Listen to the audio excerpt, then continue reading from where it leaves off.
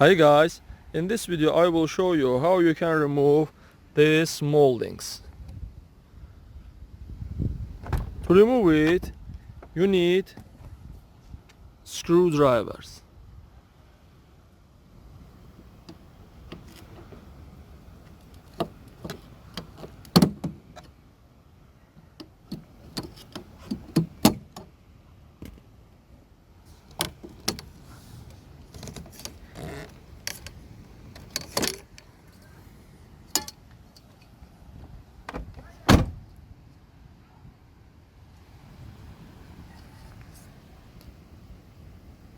It fastens there on a clips.